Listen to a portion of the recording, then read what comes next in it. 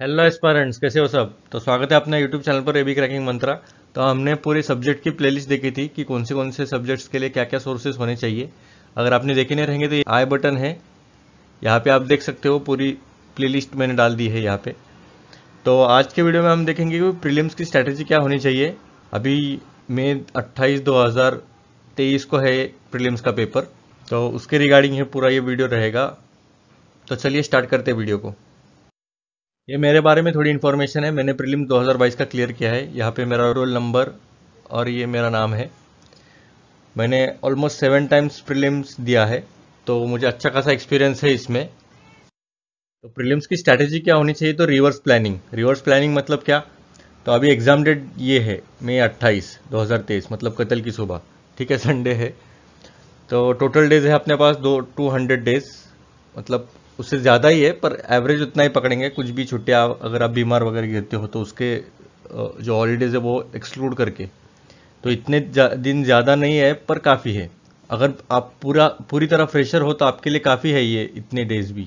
तो आपको क्या करना है, आप अगर आपको प्लानिंग में थोड़ी डिफिकल्टी आ रही रहेगी कि आप प्लानिंग कैसे करें, तो आप क्या करना चाहिए, ये जो डे है प्रीलिम्स का तो उससे पीछे जाना चाहिए। मतलब अभी ये मई है तो अप्रैल, फिर मार्च, फिर फरवरी, ऐसा उल्टा करके आपको अगर आपने डिवाइड किया सब्जेक्ट्स को भी तो भी चल जाएगा आपको, अगर आपको डिफिकल्टी आ रही प्लानिंग में। अभी मैं पूरा प्लान बताऊंगा कि पूरी डिटेल स्ट्रेटेजी क्या होनी चाहिए।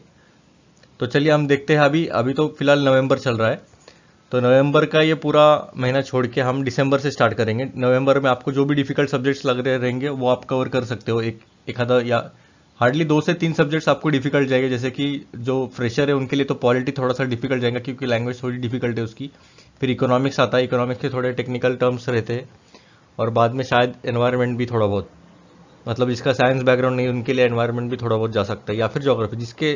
जो भी जिसको जो भी आपको डिफिकल्ट सब्जेक्ट्स लग रहा रहेगा वो ये 15 या 20 डेज में आप कवर कर सकते हो।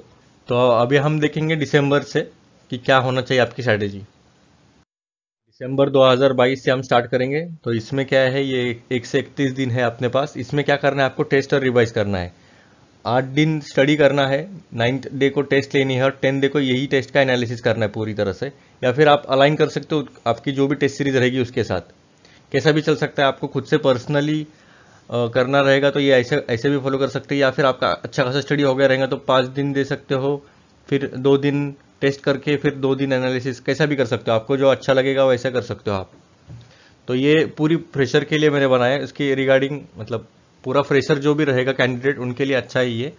अगर आप मतलब आपका स्कोर 80 to 90 में आ रहा है तो उसके लिए आगे मैं बताऊंगा उनके लिए क्या स्ट्रेटेजी होनी चाहिए। तो अभी हम देखेंगे दिसंबर में 1 से 20 दिन तक आपको हार्ड सब्जेक्ट लेना है। कौन सा भी रह सकता है, इकोनॉमिक्स, ज्योग्राफी, पॉलिटी, या कोई भी आपको जो सब्जेक्ट डिफिकल्ट रहा है उसका अच्छा से स्टडी कर लीजिए 20 डेज तक। फिर ये जो आगे के दिन है उसके अंदर रिवाइज किए, 2 से 3 दिन रिवाइज कर लीजिए, फिर उसके बाद टेस्ट लीजिए और उसके बाद एनालाइज कीजिए।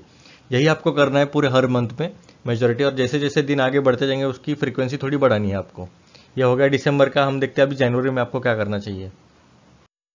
मैंने एवरेज आपको 3 हार्ड सब्जेक्ट का रखा है, मतलब जो नवंबर के 15 दिन, फिर दिसंबर पूरा और जनवरी का हाफ, मतलब ऑलमोस्ट पूरा ही दिन, ये पूरा मंथ ही पकड़ सकते हैं। 3 महीनों में आपके 3 सब्जेक्ट्स अच्छे से होने चाहिए। कौन सी भी हो सकते हैं, जैसे कि पॉलिटी हो गया, इकोनॉमिक्स कर सकते हो आप, या फिर ज्योग्राफी। आपको जो डिफिकल्ट जा रहा है ये 3 सब्जेक्ट्स आपको कर लीजिए। उसके बाद आपको फिर वैसे ही करना है, 21 से 31 को टेस्ट, एनालाइज, रिवाइज। वैसे 8 दिन स्टडी, 9th डे टेस्ट और 10th डे एनालिसिस। तो ये जनवरी तक हो गया। अभी हम देखेंगे कि हर सब्जेक्ट का कैसे रिवाइज करना चाहिए आपको फिर फरवरी से। अभी मैंने इकोनॉमिक्स को बहुत ज़्यादा दिन दिए क्योंकि काफ़ी इंपॉर्टेंट सब्जेक्ट हो जाता है ये। 15 to 20 क्वेश्चन आते हैं इसके। इसलिए आपने अगर पिछले, मतलब जो भी मंथ में आपने किया रहेगा इकोनॉमिक्स, तो ये फिर से आपको अच्छे से दिन, अगर आपको अच्छा इकोनॉमिक्स आपकी कमांड आ गई है अच्छी, तो आप इसके कम कम भी कर सकते हो और दूसरे सब्जेक्ट्स को ज़्यादा कर सकते हो। पर मेरे हिसाब से इकोनॉमिक्स काफ़ी इंपॉर्टेंट सब्जेक्ट है। जैसे कि इकोनॉमिक्स सर्वे हो गया, वो भी आपको पढ़ना पड़ता है, या फिर नए स्कीम्स रहते हैं, या फिर कुछ एनसीईआरटी के टर्म्स रहते हैं, कंसेप्ट्स रहते हैं, तो उन्हें अच्छे से आपको रिवाइज करना पड़ता है। तो ये हो गया इकोनॉमिक्स। 1 से 20 तारीख तक आपको इकोनॉमिक्स करना है। मतलब अभी ये फिलहाल तो टेस्ट करना है, वैसा ही जैसे कि अभी 10 दिन आपने स्टडी किया, 11 दिन आपको टेस्ट करके उसका ही एनालिसिस करके फिर से आपको 10 दिन पढ़ना है। मतलब इकोनॉमिक्स का अच्छा से कवर हो जाएगा। पिछला मंथ कवर करके ये मंथ, मतलब ये सब्जेक्ट तो पूरा अच्छे से कवर हो जाएगा आपका। फिर उसके बाद आता है ज्योग्राफी।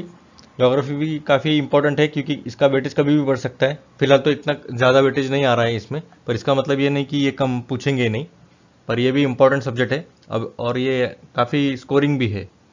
तो वैसे ही करना है आपको, 21 से 28 8 डे स्टडी, 9 डे टेस्ट और 10 डे एनालिसिस। और इसमें भी वैसा ही करना है। इसको आपको अगर आपके कम दिन है तो आपको फिर 5 डे स्टडी, 1 डे टेस्ट और 1 डे एनालिसिस कैसे भी कर सकते हो आप। ये हो गया पूरा फरवरी का। इकोनॉमिक्स और ज्योग्राफी अच्छे से हो गया अपने फरवरी में। फिर अभी हम देखते हैं मार्च में क्या करना है। मार्च में हमने 3 सब्जेक्ट्स कवर करने हैं, इंस्टेंट और कल्चर, ये एक ही मैं मानता हूँ।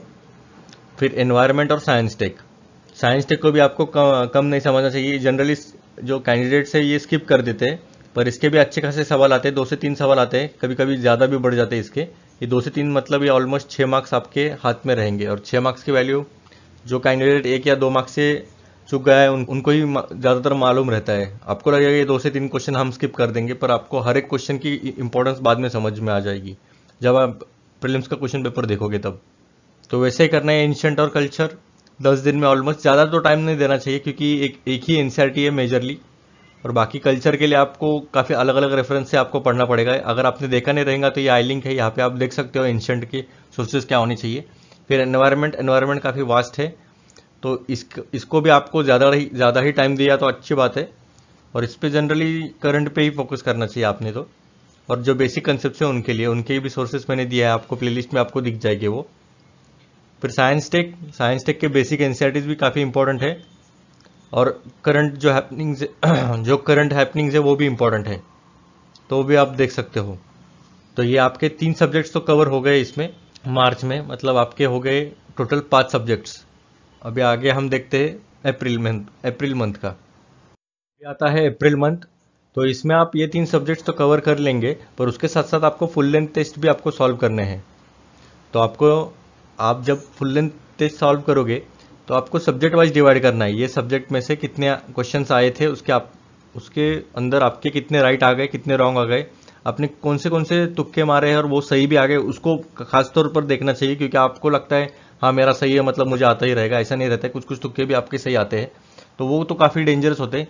ये ऐसा ज़रूरी नहीं कि एग्जाम में भी हो सकता है, इसका आपको ख्याल रखना चाहिए। और जो सब्जेक्ट में आपके सबसे ज़्यादा क्वेश्चन गलत आ गए तो वो आपको रिवाइज करना है, और इसमें आपको फुल लेंथ में ही आपको समझ में आ जाएगा। फुल लेंथ आप किसी भी टेस्ट सीरीज के लगा सकते हो, या फिर जो यूपीएससी के पिछले प्रीवियस ईयर क्वेश्चन पेपर्स है वो आपको अच्छा इंसाइट दे देंगे कि आपके क्वेश्चंस कैसे आने वाले हैं। तो ये भी आप कर सकते हो। लगातार आपको अगर आप इंटरमीडिएट कैंडिडेट है, मतलब 80 to 90 स्कोर आ रहा है, तो आप थोड़ा सा जल्दी से प्रिपेयर कर सकते हो।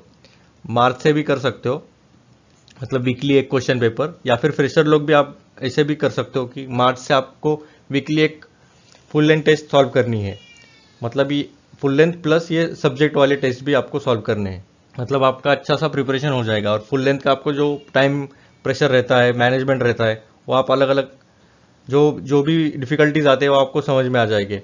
और जो अलग अलग टेस्ट सीरीज मतलब फुल लेंथ जो ऑल इंडिया टेस्ट सीरीज रखते हैं, तो उन्हें आप ट्राई कर सकते हो। जैसे मैंने विजन का दिया था, विजन आईएएस का, तो उसमें तो अच्छा स्कोर नहीं आया। वो आगे की स्लाइड में बताऊंगा आपको कि स्कोर कितना मैटर करता है। तो उसमें स्कोर तो नहीं आया, पर मुझे एक फील आ गया कि एग्जाम में कैसा रहेगा और क्या क्या प्रेशर रह सकता है। अगर समझो हीट का प्रेशर रहता है, मतलब अगर गर्मी रहेगी ज़्यादा तो उसमें भी क्या कर सकते हो आप, थोड़े लाइट कपड़े पहनने चाहिए। ये भी काफ़ी माइन्यूट डिटेल चीज़ें रहती है जो हम भूल जाते हैं। हम पहन के जाते हैं जीन्स और हैवी क्लोथिंग पहन के जाते हैं, और फिर गर्म हो जाता है बहुत। तो ये भी आपको मतलब इसका भी पूरा इंसाइट आ जाता है। फिर पेन्स कौन से यूज़ करने चाहिए, कितना प्रेशर रहता है। कभी कभी हम रॉन्ग बबल भर देते हैं, तो उसे भी हमें अवॉइड करना चाहिए। ये सिली मिस्टेक्स रहते हैं काफ़ी। तो ये काफ़ी माइन्यूट डिटेल्स रहते हैं, ये आपको एग्जामिनेशन सेंटर के अंदर ही समझ में आ जाएगा।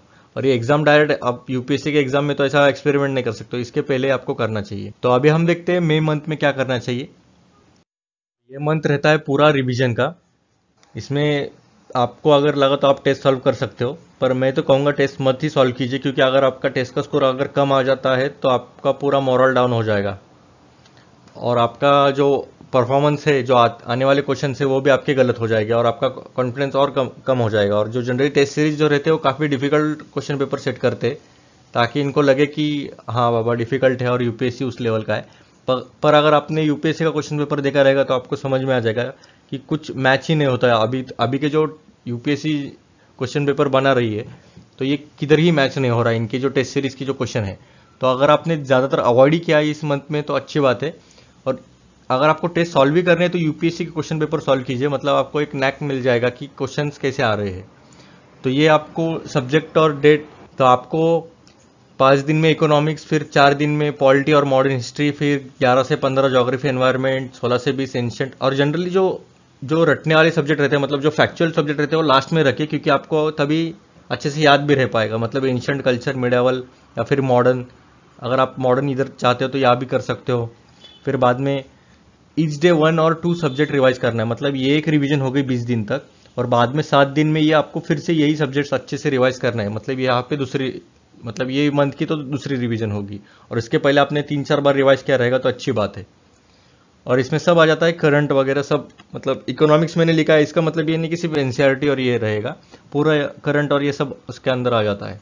और जैसे जैसे आगे आगे मंथ्स जाएंगे उसके रिगार्डिंग मैं स्ट्रैटेजी बनाते जाऊंगा प्रीलिम्स के लिए। तो अभी हम देखते हैं सीसेट के लिए क्या स्ट्रैटेजी होनी चाहिए। काफ़ी निगलेक्टेड, मतलब काफ़ी अंडर एस्टिमेट किया जाता है सीसेट को, तो उसके रिगार्डिंग हम देखते हैं क्या होना चाहिए। अभी काफ़ी बच्चों के मैंने स्कोर देखा है, उनका 120 प्लस ही स्कोर आ रहा था जीएस में, पर सीसेट में फेल हो रहे थे। तो मतलब कुछ फ़ायदा ही नहीं है। ऐसा हो गया कि मेंस आपका अच्छा स्कोर आ रहा है पर आपको प्री क्वालिफाई नहीं हो रही है, ये ऐसी बात हो गई। फिर फ़ायदा ही क्या, मतलब इतना अच्छा मेंस का प्रिपरेशन रख के भी। तो never under estimate the power of CSAT. ठीक है, अगर आप जो एस्पिरेंट है उनको हार्ड जा रहा है तो आप जनवरी से स्टार्ट कर सकते हो। जनवरी से में वीकली एक पेपर सॉल्व कीजिए, मतलब यूपीएससी का ही कर सकते हो। या फिर मुझे अच्छा जो लगा विजन आईएएस का जो सीसेट के जो पेपर्स है वो काफ़ी अच्छे हैं उनके, मतलब थोड़ा सा अलाइन कर सकते हैं, या यूपीएससी के थोड़ा अलाइन है तो मुझे अच्छा लगा, वो आप सॉल्व कर सकते हो प्रैक्टिस के लिए।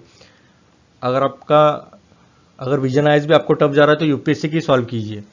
और जैसे previous year question paper solve कर लोगे आप तो उसे तुरंत एनालाइज कीजिए कि आपके कहाँ गलत हुए हैं और यूपीएससी के एक्सपेक्टेशंस क्या है। मतलब जो पैसेजेस रहते हैं उसमें काफ़ी मतलब वेरिएशंस आपको देखने मिलते हैं कि ये जो आपको लग रहा था ये सही है पर ये सही नहीं है, पर इसका जो अगर आपने ये देख लिया कि इसका आंसर क्या होना चाहिए तो आपको एक अंडरस्टैंडिंग मिल जाती है कि ये कौन से ट्रैक पे जा रहा है ये क्वेश्चन पेपर। तो पैसेजेस भी काफ़ी इंपॉर्टेंट हो जाते हैं, ऑलमोस्ट 30 to 40 क्वेश्चन तो पैसेजेस पे रहते हैं। और आपकी स्पीड और एक्यूरेसी काफ़ी मायने रखती है इसमें। और जिनका रीजनिंग और मैथ्स वीक है तो उनके लिए आप एक टॉपिक की लिस्ट बनाइए। अभी जो भी आप क्वेश्चन पेपर सॉल्व करोगे, समझो 2014 का आपने सॉल्व किया यूपीएससी सीसेट का पेपर, तो आपने क्या करना है, रीजनिंग के कितने टॉपिक्स में से उन्होंने सवाल पूछा है तो उसकी एक पूरी लिस्ट बनाइए। तो उसके जो भी टॉपिक रहेगा, समझो परसेंटेज के कितने वेरिएशंस आते हैं, कितने प्रोबेबिलिटी आते हैं कि इस पे क्वेश्चन आ सकता है, तो उसके रिगार्डिंग आपको कम से कम 50 to 60 क्वेश्चन आपको सॉल्व करने हैं। आरएस अग्रवाल उठाइए या फिर कोई भी आपको अच्छी जो टेक्स्ट लग रहा है वहाँ से उठा के आपको प्रैक्टिस करना है। वैसा ही मैथ्स का भी कर सकते हो, पूरी टॉपिक्स बना के उसका ही टेस्ट कर सकते हो। और उसके बाद विजन आईएएस के टेस्ट पेपर्स आप सॉल्व कर सकते हो, वो भी अच्छे लगे। और पैसेजेस को निगलेक्ट मत करना, क्योंकि कुछ कैंडिडेट्स का ऐसा मानना रहता है कि हम पैसेजेस तो थोड़े वीक है हमारे, पर हम रीजनिंग और मैथ्स में अच्छा करेंगे। कभी कभी क्या होता है, रीजनिंग और मैथ्स काफ़ी टफ डालते हैं, इवन कैट वालों को भी नहीं आता है, तो यूपीएससी वाले को तो बात ही छोड़ दो। और फिर पैसेजेस पे पूरा प्रेशर रहता है। और पैसेजेस उस साल थोड़े से अच्छे, मतलब डिसेंट मीडियम डिफिकल्टी में पूछे जाते हैं। मतलब पैसेजेस अगर आपने सॉल्व किया तो भी आपका 90 प्लस स्कोर हो जाएगा। मतलब इधर ही 30 into 25 किया तो देखो 75 की इधर ही जा रहा है। और 66 चाहिए आपको, 66.66 या 67 पकड़ लीजिए, तो इधर ही आपका 75 स्कोर जा रहा है अगर 30 से 40 क्वेश्चन आपके अच्छे से हो गए तो पैसेजेस में ही। और ऐसा भी नहीं होना चाहिए कि सिर्फ पैसेजेस ही करने चाहिए और मैथ्स और रीजनिंग भूल जाना चाहिए, ये भी काफ़ी डेंजरस हो सकता है, क्योंकि पैसेजेस भी डिफिकल्ट पूछ सकते हैं। और इनका मानना ऐसा है कि सब में थोड़ा थोड़ा तो आपको मालूमात होना चाहिए, ऐसा नहीं कि सिर्फ एक ही सेक्शन में आप अच्छा कर रहे हो। तो ये हार्ड एक्सपीरियंस के लिए जनवरी से आप स्टार्ट कर सकते हो। और जो मीडियम है, मतलब उनका स्कोर 50-60 आ रहा है पर क्रॉस नहीं हो रहा है उनका 67 का, तो उनके लिए मार्च से भी कर सकते हो, या फिर अगर आपको लग रहा है कि ज़्यादा ही वीक है तो जनवरी से भी स्टार्ट कर सकते हो। वीकली या 3 days और कैसे भी आप पेपर सॉल्व कर सकते हो। और मेजरली मैं तो कहूँगा, अगर आपका ये स्कोर आ रहा है सीसेट में तो आपको प्रीवियस पेपर ही आपको मतलब अच्छे से करने चाहिए। किसी क्लास की ज़रूरत नहीं है वैसे, अगर आपको लग रहा है तो वो भी सॉल्व कर सकते हो, क्योंकि सीसेट है, इसमें कुछ ऐसा अलग क्वेश्चंस तो नहीं आएंगे, पैसेजेस मैथ्स और रीजनिंग ही रहेगा। तो आप प्रीवियस ईयर ही पेपर कर सकते हो या फिर विजन आईएएस के भी कर सकते हो। फिर बाद में वही होता है, क्वेश्चन पेपर अच्छे से एनालाइज करना है और उसके अंदर का सब जो भी आपकी गलतियां हो रही, सिली मिस्टेक्स हो रहे, उसको अगले टेस्ट में आपको जितना हो सकता है उतना कम ही करना चाहिए। जितना कम करोगे उतना अच्छी बात है, उतना आपके चांसेस बढ़ जाते हैं सिलेक्शन में। अगर आपने सीसेट लाइटली लिया तो आगे एक मीम आ जाएगा, वो आप देख सकते हो। ये मीम है, देखो, calculating marks of UPSC prelims CSAT paper 2। ये ऐसा रिएक्शन हो जाता है काफ़ी बच्चों का, तो मतलब जीएस में अच्छा स्कोर आ जाता है और सीसेट में ये ऐसा रिएक्शन हो जाता है। फिर बाद में तो फिर देवदास हो जाते हैं, जीएस पढ़ के कुछ फायदा नहीं, क्योंकि सीसेट ही क्वालिफाई नहीं तो क्या फायदा फिर। और कुछ कुछ मिथ्स है इसके रिगार्डिंग, प्रीलिम्स के रिगार्डिंग, वो अभी मैं थोड़ा सा क्लियर करता हूँ। कुछ बच्चों का मानना रहता है कि हमें 100 क्वेश्चन पेपर सॉल्व करने चाहिए तभी हमारा स्कोर बढ़ जाएगा। अगर ये कम से कम 5 साल पहले अगर बताया जाता कि हाँ ठीक है, क्वेश्चन पेपर सॉल्व करना इंपॉर्टेंट है, इतने तो सॉल्व करने चाहिए वैसे, तो फिर ठीक था। पर अभी की जो कंडीशन है, उनकी डिमांड ये है कि आपको क्रिस्टल क्लियर कंसेप्ट आने चाहिए। मतलब कंसेप्ट जो भी कैसा भी पूछा जाए तो आपको अच्छे से उसको अंडरस्टैंडिंग होनी चाहिए और करंट में भी आपकी थोड़ी सी पकड़ होनी चाहिए। तो इसमें आप कितने भी क्वेश्चन पेपर सॉल्व कर लोगे तो ज़रूरी नहीं कि आपको यही क्वेश्चन पेपर आ सकता है या यही क्वेश्चन आ जाएंगे, पर आप जितना हो सकता है उतना ज़्यादा ही करना है। पर इतने नहीं कि 100 या 200 क्वेश्चन पेपर या डेली 2 पेपर सॉल्व भी करने ही, फिर उसका मतलब ही नहीं, क्योंकि क्वांटिटी से ज़्यादा क्वालिटी मैटर करती है। अगर आपने अच्छे से, आपका कमांड आ गया सब्जेक्ट पे, तभी आप अच्छे से स्कोर कर सकते हो। और मैंने तो हार्डली, आई गेस मैंने 5 से 10 ही क्वेश्चन पेपर सॉल्व किए थे 2022 के प्रीलिम्स में। आप बोलोगे ये कैसी, मेरा एक्सपीरियंस था इसलिए मेरे को कुछ लगा नहीं, पर मैंने 5 से 10 किए थे और वो भी यूपीएससी की किए थे। मैंने दूसरे कोई टेस्ट सीरीज के कोई, मतलब सिर्फ लेके रखा था मैंने जेरोक्स पर, मुझे उतना टाइम ही नहीं मिला, तो मैंने सिर्फ 5 से 10 ही क्वेश्चन पेपर सॉल्व किए थे, वो भी यूपीएससी के ही। और मुझे एक नैक मिल गया कि ये कैसा पैटर्न जा रहा है। अभी आपका टेस्ट सीरीज का स्कोर मायने करता है क्या, तो ये आपको ये पूरा, ये मैंने क्लिप निकाला है, मैंने विजन आईएएस का ही, ऑल इंडिया टेस्ट सीरीज है इनकी। तो इसमें आप देख सकते हो मैंने पूरे अटेम्प्ट किए और इसमें देखिए मेरे 36 ही राइट है, 64 इनकरेक्ट है और मेरा स्कोर देखिए 30 है। अगर आप बोलोगे 30 स्कोर पे तो आप प्रीलिम्स भी क्वालिफाई नहीं करोगे, पर मैंने इस बार का प्रीलिम्स क्वालिफाई किया है 2022 का। और ये आप देख सकते हो पूरे मार्क्स हर एक सब्जेक्ट में। अभी ये मैटर करता है, अभी ये मार्क्स कितने आए वो मैटर ही नहीं करता। अभी ये ऐसे एनालिसिस करना है, अभी इकोनॉमिक्स में इतने क्वेश्चंस थे तो इतने अटेम्प्ट किए और इतने करेक्ट है और इतने गलत हुए, तो ये गलत क्यों हुए वो उस पर आपको ध्यान देना है। करेक्ट भी क्यों आए वो भी देखना है, क्योंकि कुछ कुछ आपने तुक्के भी मारे रहेंगे तो वो भी आपको डिटेक्ट करके करना है। वैसे आपको हर एक सब्जेक्ट का करते जाना है। तो ये एक मिथ बस्ट हो गया। फिर focus on your subject command rather than marks, मतलब मार्क्स के ऊपर मतलब इतना ध्यान देना ही चाहिए। मतलब वो मार्क्स मैटर ही नहीं करते, क्योंकि टेस्ट सीरीज और यूपीएससी का जो क्वेश्चन पेपर है वो काफी डिफरेंट होता है। तो टेस्ट सीरीज के मार्क्स कितने भी आ जाए, पर आपको ये करना है कि वो सेक्शन आपको छूटना नहीं चाहिए। हर एक सेक्शन आपको अच्छे से कवर करना चाहिए हर एक सब्जेक्ट में से। और how to solve prelims paper will be soon discussed, मतलब ये प्रीलिम्स का पेपर कैसा सॉल्व करना चाहिए उसका भी आगे वीडियो आ जाएगा, जैसे जैसे प्रीलिम्स की डेट बढ़ती जाएगी। मतलब जैसे जैसे आगे डेज जाएंगे उसके रिगार्डिंग मैं प्रीलिम्स के भी क्वेश्चन पेपर का कैसा सॉल्व करना चाहिए वो भी आपको बता दूंगा। और उसमें भी अलग अलग टेक्निक्स है, एलिमिनेशन टेक्निक है, तो वो भी हम डिस्कस करेंगे ही जल्दी। तो ठीक है, अगर आपको वीडियो अच्छा लगा तो लाइक कीजिएगा। Thank you.